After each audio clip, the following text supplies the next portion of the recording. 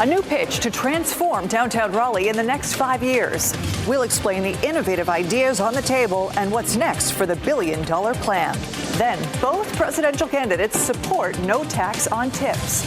We go in-depth on the ripple effect it could have beyond more money in some people's pockets. There's summer heat, then there's near-record heat, and we're definitely feeling the latter. I've got our temperatures and rain chances for our holiday weekend. More growth is on deck for downtown Raleigh. Today, leaders discussed a plan that could transform the skyline and cost billions of dollars. Thanks for joining us. I'm Ashley Rowe. And I'm Dan Haggerty. So ask anyone who's lived here for 10 years or more. Maybe some of you know this. Raleigh has changed a lot already. More people, more buildings, more traffic. Now it sounds like more change is on the way. WRAL's Sean Gallagher was there for the so-called State of Downtown address today. Sean, one of the big things that stood out was, of course, safety. Yeah, Ashley, that's right. And, there are certain pockets of downtown that have seen more crime than they've ever seen before. Our WRAL data trackers show that the portion of the area around the Go Raleigh bus station has seen more crime reported in the first 7 months of this year than it has since at least 2019 during that same time frame. Now, I spoke to Downtown Raleigh Alliance President Bill King about this and how their plan to take crime and safety into account. Here's what he had to say. When you do come down just to kind of look around and see what's going on, you're having a good experience, right? And so ultimately what that does is it brings people down, and there's a safety in numbers. And so, we've been heavily focused on security resources, as you know, with the private security, RPDs stepped up. But at the end of the day, we also have to add more things for people to do to create more of that safety in numbers.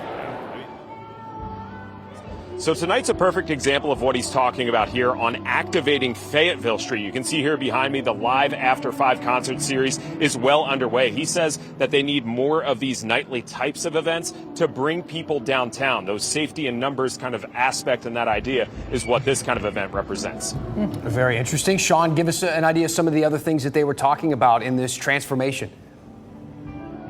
Yeah, so they want to create a lot more space downtown for thousands more people to live down here, and with that, give them something to do, having hundreds of restaurants, bars, things like that can be down here, but it could be very small. They've talked about adding murals or even more outdoor dining options to give those people things to do, make the downtown feel a little warmer, but there's also bigger concepts around connectivity. They want to connect downtown to NC State's campus and also Dix Park. One of the bigger ideas is creating a pedestrian bridge from downtown to Dix Park. It's a pretty lofty idea they have there.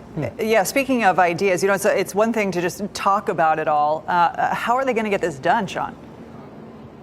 Yeah, Ashley, today's presentation was more like a rally of all these business leaders, getting them all in the same place and all on the same page so that they can advocate with city leaders that this is what they want done. This is the way that they want to see the downtown go forward. And they feel pretty strongly that they can convince city leaders to do that. All right. Sean, thank you. Good evening, I'm Aaron Thomas in the WRAL Live Center, bringing you a national story with local ties. Police in New York say that this retired Durham firefighter, Frank DeLucia, was among 5 people killed in a murder-suicide earlier this week. Police in Nassau County say that Frank DeLucia, not only him, but it was 2 sisters and a niece that was shot by Joseph DeLucia. All of this over a family dispute over the will. Now, we're already getting tributes from the professional firefighters of Durham, them saying that Frank DeLucia was an exceptional firefighter and very well liked amongst the members. Back to you. Aaron, thank you so much. So the air quality today at a code orange, the heat near triple digits. Kat Campbell joining us now. Kat, it's only going to get hotter tomorrow. It is. We're really going to be heating up. As we head into tomorrow, we are forecasting 99 degrees, Dan, and the heat index higher than that. We're talking 105. Because of that, a heat advisory was issued noon to 7 o'clock for most of our viewing area, including Raleigh and the Triangle. Here's your town-by-town heat index forecast: 105 Raleigh, 105 Clinton, 100 in Roxborough. There could be a few storms, but those don't get here till later in the evening. Right now, it's 91 at RDU, 95 is what it feels like, 91 in Fayetteville, feeling like 97, and the heat index 100 in Clinton.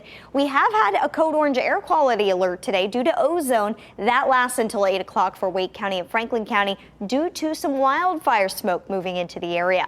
Storm chances are going up, and that's going to help to hold our temperatures out of the upper 90s over the holiday weekend. I'll have your updated Labor Day weekend forecast just ahead. All right, Kat, thank you. Hey, let's get you caught up on some of the biggest stories of today. Here are 5 things you should know right now. A 1-year-old boy is in the hospital after a car hit him. This happened in Franklin County in the driveway of a home on Ridgecrest Drive. We're told it was an accident. WRAL is working to get the driver's name and an update on the child's condition. We will keep you posted on WRAL.com. 2 people went to the hospital, one in serious condition after a school bus crashed in Orange County. This was a scene on Fawcett Mill Road in Hillsborough. A school bus transporting students from River Park Elementary got into a crash with another car. EMS treated 4 other people at the scene. No word on any charges or who exactly was injured. Today marks 1 year since a gunman shot and killed a professor on UNC campus. The university told bells this afternoon honoring Professor Zhi Yang. Graduate student Tai Shi is charged with his murder. Since the shooting, UNC has made safety and security changes, including installing license plate readers, adding more cameras and locks on classroom doors. 2 Wake County schools sent students home early today because of problems with air conditioning. This is a big issue for the county. These were the pickup lines today at Sanderson High and Wakefield Middle. Students told us the classrooms were uncomfortable, either extremely hot or extremely cold in some cases. Maintenance crews will work on repairs. 148 units are due for replacement in buildings right across the district. Minnesota Governor Tim Walz will be in Raleigh tomorrow afternoon. It's his first stop in North Carolina since Kamala Harris chose him to be her running mate. The event is an invitation-only fundraiser in Midtown. So, do you remember these guys? Of course you remember these guys. These are the fraternity brothers at UNC, the guys who held up the American flag during those protests on campus last semester before the summer. They got a lot of attention for this, like a lot. They showed up at the RNC. They got this shout out there from Israeli Prime Minister Benjamin Netanyahu, and they got over $500,000 to throw a rager, 500,000 plus bucks for food and music, and I assume a whole lot of beer. There was a keg in the labeling for the party, so you would assume that party now is just a couple of days away. Thousands are expected to show up. They won't tell us where the party is going to be, but they did answer some questions and even held a news conference. Our Eric Miller listened in. The invitations have already gone out here on UNC's fraternity court. Organizers saying they've invited the entirety of UNC's Greek life, along with campus ROTC and some police and veterans groups as well. In total, about 2,000 to 3,000 people expected to attend this party. And as to how you spend $500,000 on a frat party, these students are prepared to try. There's the moment, the merch, and come Monday, the madness. It's this VIP tent where we're going to have a meal catered for us. I think there's some other activities involving just like everyone kind of getting to play around in the venue and like feel outdoor games and stuff like that. But Jason Calderon is president of the UNC chapter of Zeta Beta Tau and was in the midst of the clashes on campus this spring. He says he's been overwhelmed by the support this party and these people have received. We felt that what happened that day was a patriotic thing, and that shouldn't, go over any potential political polarization. Flagstock 24 will take place somewhere near Chapel Hill, but organizers are being cagey about the location, citing safety concerns. And a big concern we had about it was safety in general, given how the event originally had come to be. Country singer John Rich has helped organize the event and will be one of several big names performing, alongside Lee Greenwood and Five for Fighting, among others. None of the artists are receiving any compensation for this whatsoever. Any expenses will be covered by the $515,000 raised by a GoFundMe started by John Noonan, a D.C.-based defense consultant, in the wake of the protest. Organizers have promised to donate any leftover funds to charity, though it's not yet clear how much will be left or if Flagstock will get a sequel next year. What I hope personally is that we see other Flagstocks pop up around the United States. Flagstock organizers are going to be meeting with first responders in and around Chapel Hill tomorrow, planning for this event. That, of course, a normal thing for an event of this size. In Chapel Hill, Eric Miller, WRAL News. Interesting. We've had a number of interesting stories throughout this newscast. I'd say that this newscast is going pretty well. What do you think? I agree. Yeah, I agree. All right. So do you think we've earned a tip? 15%? 20%? 20%. Maybe. We could see a whole lot more people asking for tips if Donald Trump or Kamala Harris get their way. That's right. The candidates actually agree on something: no tax on tips. So is this a good idea? How would it actually play out? We're going to go in depth in about 2 minutes.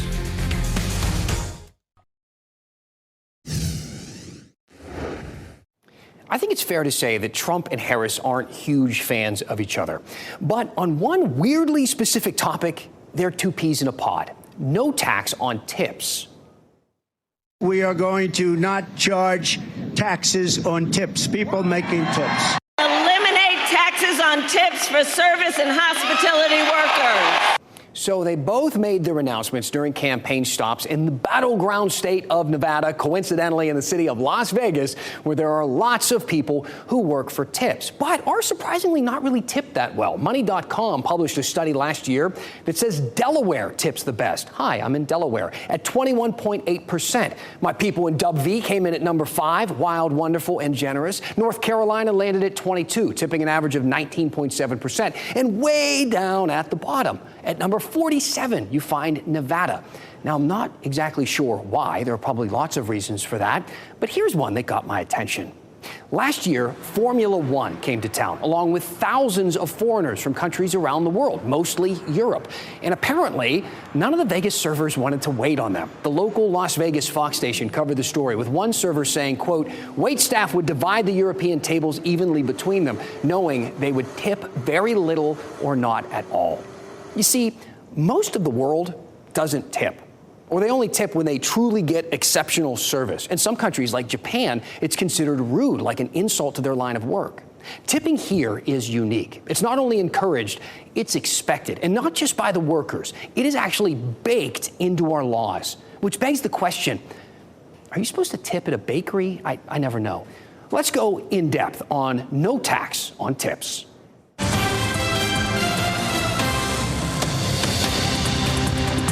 Okay, we're going to start with a little bit of math. I want you to know exactly how much money we're talking about here. Don't go anywhere. Actually, why don't you come with me instead, just for a moment, this way. Let's play accountant for a moment, and let's do the taxes for my all-time favorite fictional bartender, Nick Miller from New Girl. And let's say that Nick is making the average salary for a U.S. bartender, $60,000 with the tips taxed, or $34,000 without taxing the tips. Now, for this argument, we're going to say Nick is single. Yeah, I know, spoiler alert, he married Jess in the series finale. There's no way that lasted, so he's getting the $14,600 standard deduction, leaving him with two very different numbers when it comes to taxable income. Now, the first $11,600 is taxed at 10%. The remainder of his salary will be taxed at 12%, leaving him with these amounts for his total tax paid, which is a difference of $3,120. So, you know, we're talking about some real money here. Potentially. Back to the desk. The truth is, we really know very little about the specific proposals from either candidate. Trump did start talking about it first and says that Harris is copying him. And he's got a point. Trump did talk about the idea months before Harris brought it up, but he never got into specifics. Most people have referred to a bill introduced by Republican Senator Ted Cruz in July that did gain support from the National Restaurant Association. But most analysts on both sides of the aisle agree that it needs some work. The critics say that his plan isn't specific enough and has some glaring loopholes. I mean, imagine the manager of a hedge fund taking their $20 million bonus as a tax-free tip. Harris says she's got a fix for that and wants to add an income limit to keep rich people from taking advantage. But what about everybody else, you know, taking advantage? Think about it. How many more people would start showing you this screen if it meant tax-free money? I asked an economist. I think would cause there to be an explosion of people earning through tips, and there's a lot of pushback to that. How do you feel about tipping culture today? Do you feel that it's changed a lot, especially since COVID? A survey of more than 1,000 Americans found 3 out of 4 people think tipping culture has gone too far. 7 out of 10 say they've started tipping less because of it. Social media is full of viral stories of people who were asked to tip at Subway or at a self-service kiosk, tipping at a grocery store, or for that teenager scooping your ice cream cone.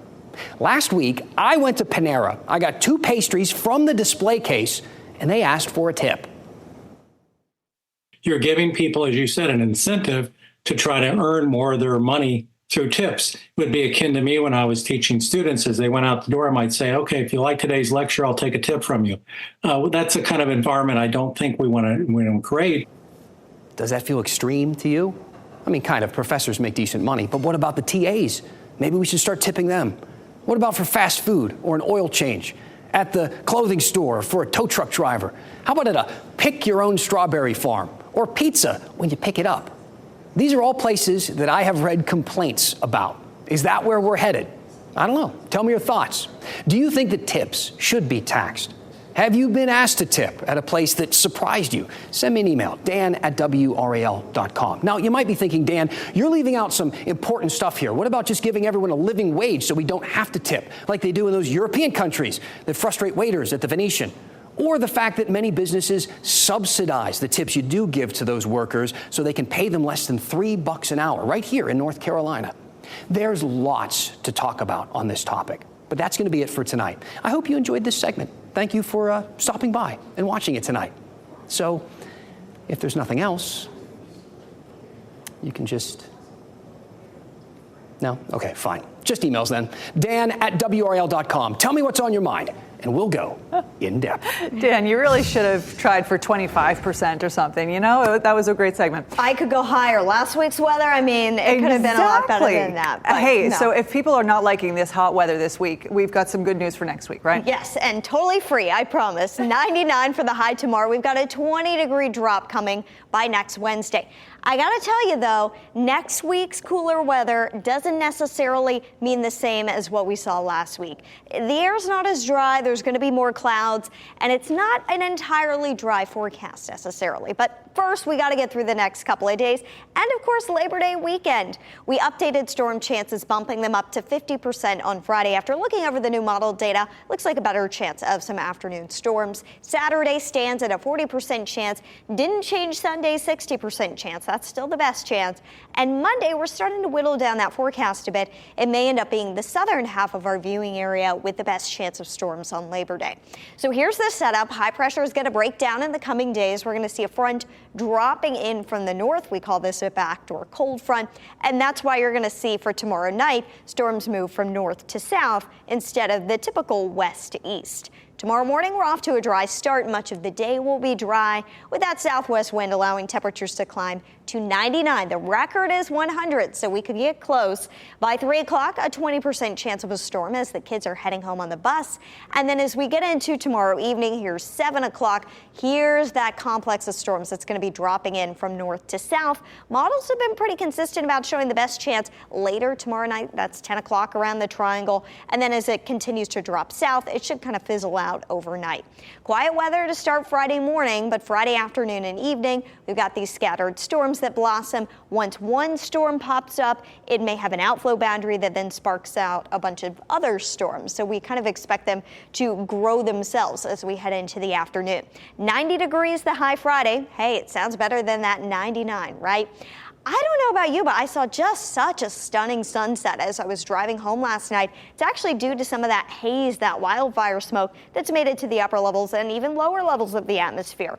So you can see the sun beginning to set in the distance from our tall tower camera. 91 degrees right now, the dew point 67 if you're headed out to get some exercise. It's going to be warm through the evening, even at 11 o'clock tonight. It is still 80 degrees. Once we get past that 99 tomorrow, we'll be in the low 90s through the weekend. Labor Day, 88, and then it looks like that front stalls just to our south. By Tuesday and Wednesday, a lot of clouds with those highs, upper 70s to lower 80s, and some mid 60s on the way for lows. Ashley and Dan. All right, thank you. Hey, one last thing we want to tell you about tonight. We've been telling you a lot about these amazing women here at 7 o'clock. Well, here's another one. A UNC student set to launch into space tomorrow. She's a student. Meet Carson Kitchen after the break.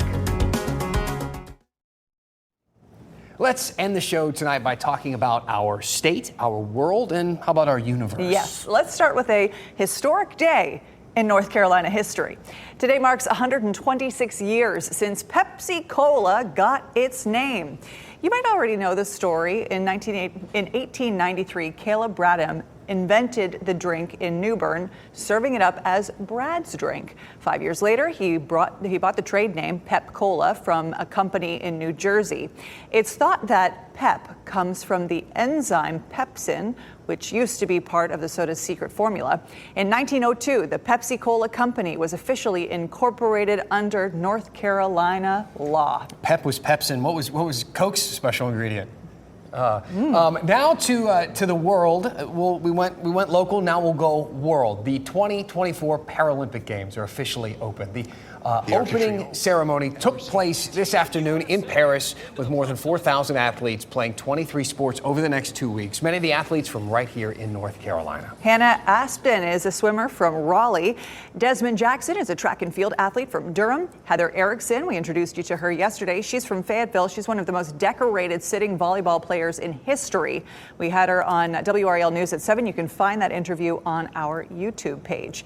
And you can keep up with all the action on Peacock. The games run through September 8th. Now, one last thing, the universe, or more like it, just outside of Earth's atmosphere. A UNC senior is on the crew that will launch into space tomorrow morning. Carson Kitchen is on the Blue Origin's 26th New Shepard mission. She is one of 5 other people who will launch from West Texas into space, and they will run an experiment on how plants react to microgravity. She is so cool. Kitchen went to high school in Durham. She's majoring in communications and astronomy at UNC.